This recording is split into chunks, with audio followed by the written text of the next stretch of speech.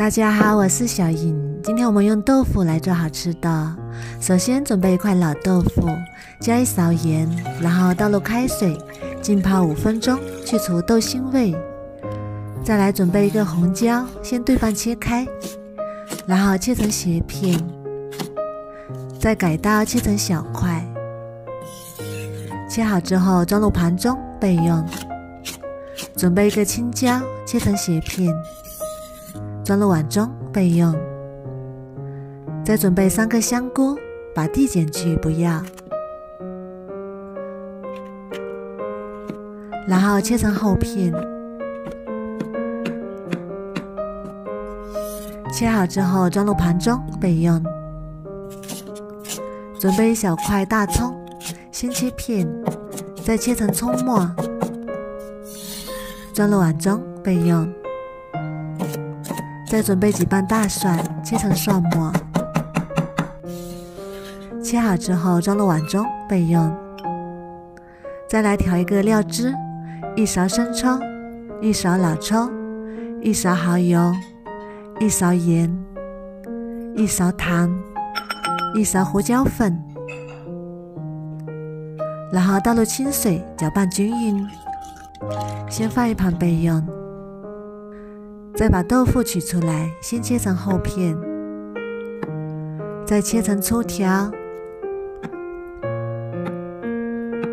最后切成小方块。切好之后装入大一点的碗中。再来准备2个鸡蛋，打入小碗中，然后用筷子把鸡蛋搅散，可以多搅一会儿。再把鸡蛋液倒入豆腐里，然后轻轻摇晃均匀。热锅放油，油热之后把鸡蛋豆腐倒进来，表面整理平整之后不要动它，煎3分钟左右，放动一下锅子，煎至底部定型，然后给它翻一面。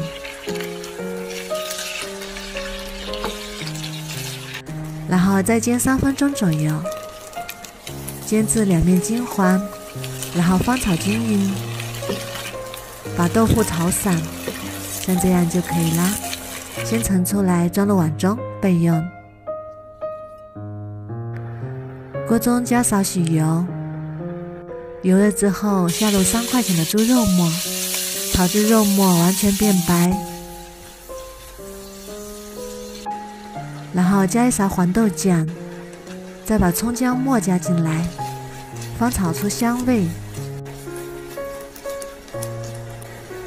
再把香菇也加进来翻炒，炒至香菇变软。然后加入青红椒，翻炒片刻。